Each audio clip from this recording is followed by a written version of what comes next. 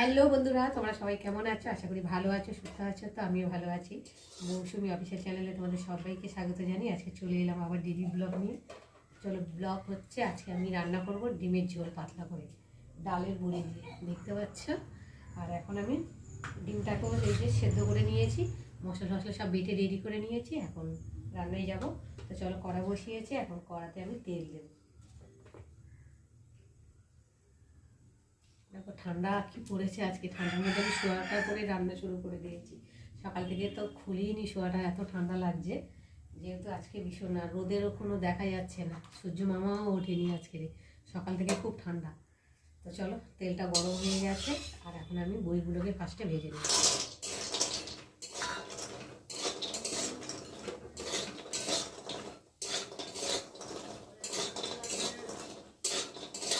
আজকে আর সূর্য উঠবে বলে মনে হয় না, এখন তো 11টা সাড়ে 11টা বাজতে যাচ্ছে।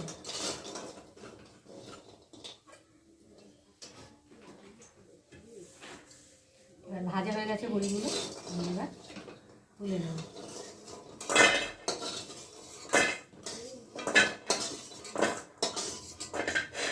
তো ভেজে তুলে নিলাম, আবার তেল দেবো কড়াতে।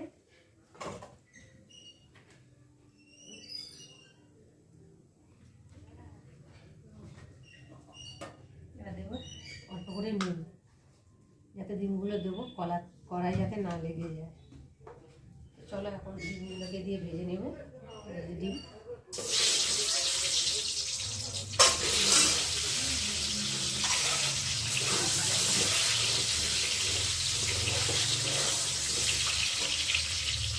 দিয়ে দেবো হলুদ গুঁড়ো।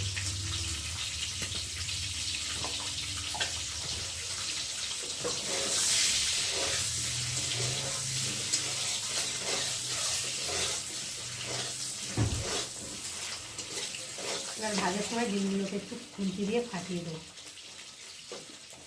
যাতে ঝোল ঢোকে ডিমের মধ্যে।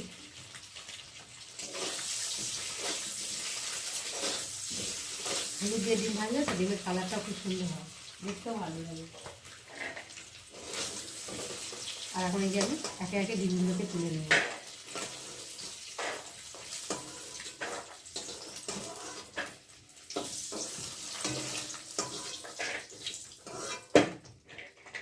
এই যে ডিমগুলোকে ভেজে তুলে নিয়েছি, কড়াতে তেল আছে, আর একটু তেল দেবো।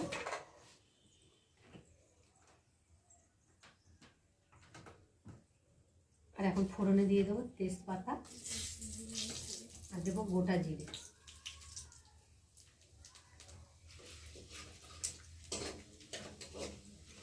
তেজপাতা জিরেটা একটু ভালো করে ভেজে নেব।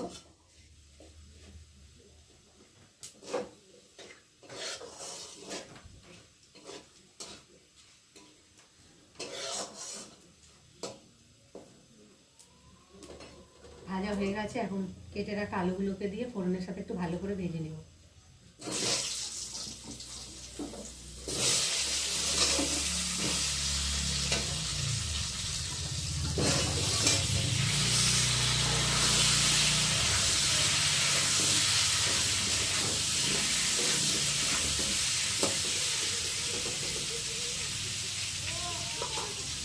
আলুগুলোকে একটু ঢাকা দিয়ে দিয়ে ভেজে নেব। দেখো বন্ধুরা, আলুটা বেশ লাল লাল করে ভেজে নিয়েছি। আর এখন আমি দিয়ে দেবো হলুদ গুঁড়ো, লঙ্কার গুঁড়ো, আদা বাটা, জিরে বাটা, রসুন বাটা, সাথে একটা টমেটো কুচি।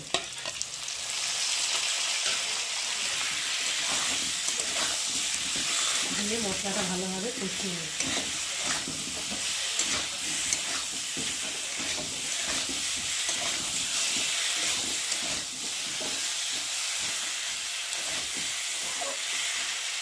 বন্ধুরা, ঢাকাটা খুললাম, খুলে আর এখন একটু নেড়ে দেবো। তো দেখো মশলাটা দিয়ে ভালোভাবে ভাজা হয়ে গেছে, দেখতে পাচ্ছি তেলও ছেড়ে দিয়েছে মশলা থেকে, আর দারুণ একটা গন্ধও ছেড়েছে। আর এখন আমি একটু নেড়ে ছেড়ে ভালো করে পরিমাণ মতো জল দিয়ে দেবো।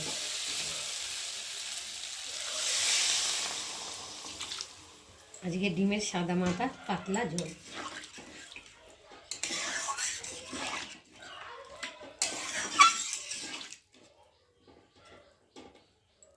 দিয়ে আর এখন ঢাকা দিয়ে সেদ্ধ করে নেব। বন্ধুরা, 2 মিনিট পরে ফিরে এলাম। চলো এবার ঢাকাটাকে খুলবো।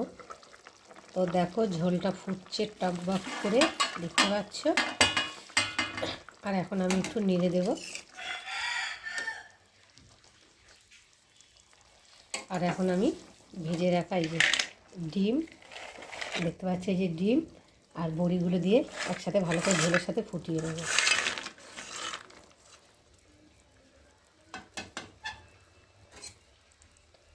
দিয়ে একটু ভালো করে নেড়ে দেব, দিয়ে আবার ঢাকা দিয়ে ফুটিয়ে নেব। বন্ধুরা চলো এবার ঢাকাটাকে খুলি। তো দেখো ঝোলটা ফুটছে, আর একটু নেড়ে দেবো, দিয়ে দেখি আলুগুলোকে সেদ্ধ হয়ে গেছে কিনা। হ্যাঁ, আলু সেদ্ধ হয়ে গেছে। একটা আলু তো খুন্তি দিয়ে একটু ঘেটে দিলে তো ঝোলটা বেশ একটু গাঢ় গাঢ় হবে।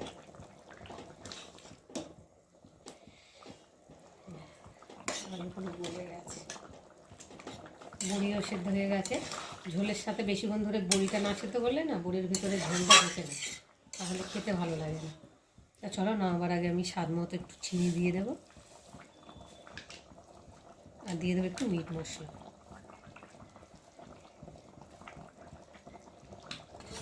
দিয়ে একটু ভালো করে নেড়ে নেব।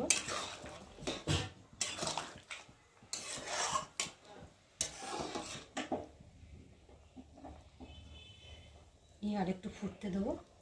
বন্ধুরা একটু ফুটিয়ে নাড়াচাড়া দিয়ে নিলাম। তো বন্ধুরা আজকে আমার ডালের বড়ি দিয়ে ডিমের ঝোলের রেসিপি কেমন লাগলো তোমরা কিন্তু অবশ্যই কমেন্ট করবে, আর ভালো লাগলে লাইক কমেন্ট শেয়ার করো। আর আমার চ্যানেলে যদি নতুন হয়ে থাকে চ্যানেলটাকে সাবস্ক্রাইব করো। আবার তোমাদের সঙ্গে দেখা হবে পরের ব্লগে, ততক্ষণ তোমরা তোমাদের খেয়াল রাখো। তোমরা আমার চ্যানেলটাকে সাবস্ক্রাইব করতে থাকো আর আমি দিকে ঢালতে থাকি।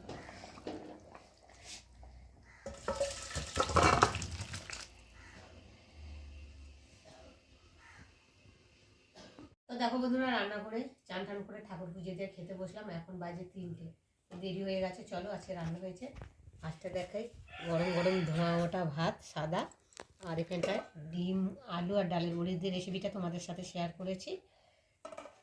আর এখানটা রয়েছে গাজর বিট ভাজা, আর এখানটায় রয়েছে তেঁতুল দিয়ে টমেটো দিয়ে একটা চাটনি। আজকে দুপুরের মেনু কেমন হয়েছে তোমরা কিন্তু অবশ্যই কমেন্ট করবে, আর ভালো লাগলে লাইক কমেন্ট শেয়ার করো। চলো টাটা।